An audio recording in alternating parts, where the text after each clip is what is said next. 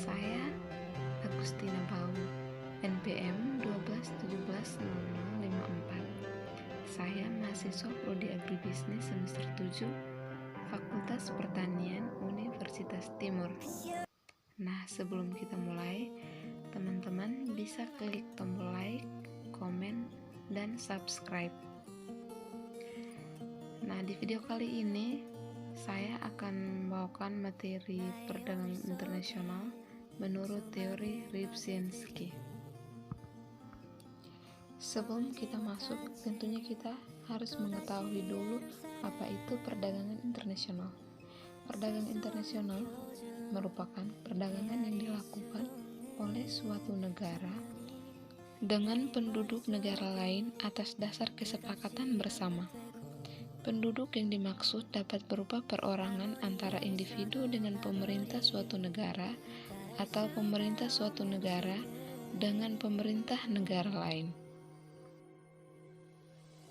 Teorema Rybczynski dikembangkan pada tahun 1955 oleh ekonomi Inggris kelahiran Polandia Tadeusz Rybczynski pada tahun 1923 sampai 1998. Dinyatakan bahwa pada harga barang-barang relatif yang konstan, kenaikan pemberian satu faktor akan menyebabkan perluasan output yang lebih dari proporsional di sektor yang menggunakan faktor itu secara intensif, dan penurunan mutlak dari output barang yang lain. Dalam konteks model perdagangan internasional Heckscher-Ohlin, perdagangan terbuka antara dua kawasan seringkali menyebabkan perubahan pasokan faktor relatif antar kawasan. Hal ini dapat menyebabkan penyesuaian jumlah dan jenis output antara kedua wilayah tersebut. Sedangkan pada teori Rybczynski menjelaskan hasil dari peningkatan salah satu pasokan faktor ini serta efek pada keluaran barang yang bergantung pada faktor yang berlawanan. Akhirnya, di kedua negara, kekuatan pasar akan mengembalikan sistem ke arah persamaan produksi dalam kaitannya dengan harga input seperti upah atau keadaan pemerataan harga faktor. Teori Rybczynski menyatakan bahwa pada harga konstan di pasaran internasional, maka apabila suatu negara mengalami suatu kenaikan dalam jumlah dari satu faktor produksi, negara tersebut akan memproduksi lebih banyak barang yang menggunakan faktor tersebut secara intensif dan lebih sedikit barang lain yang menggunakan faktor lainnya secara kurang intensif. Hubungan selang banyak faktor dengan output. Teorema Rybczynski menunjukkan bagaimana perubahan banyak faktor memengaruhi output suatu sektor dalam kondisi penggunaan tenaga kerja penuh atau full employment. Teorema ini berbuat jasa untuk menganalisis pengaruh investasi modal, imigrasi, dan emigrasi dalam konteks model Heckscher-Ohlin. Berikut adalah contoh teori Rybczynski.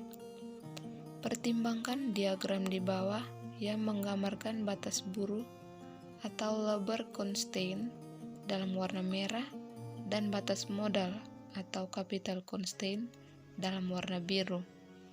Anggaplah di kurva kemungkinan produksi di bawah, produksi terjadi pada titik A. Perhatikan kurva tersebut.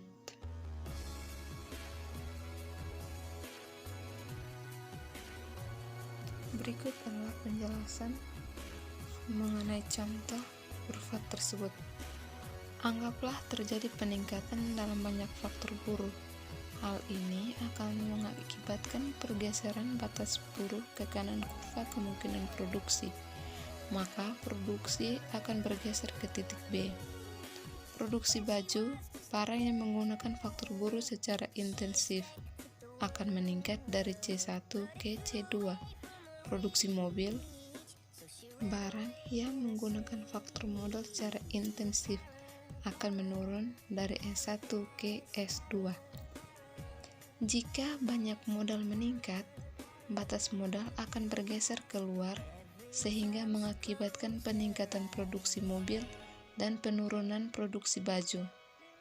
Karena batas buruh lebih curam daripada batas modal, mobil yaitu barang yang menggunakan modal secara intensif, sementara baju yaitu barang yang menggunakan buruh secara intensif.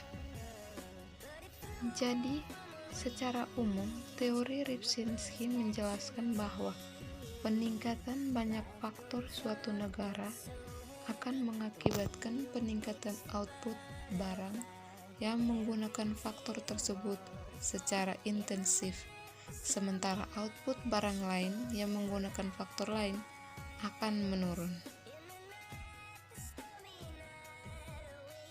Inilah penjelasan dari saya. Semoga bermanfaat bagi teman-teman. Sekian dan terima kasih.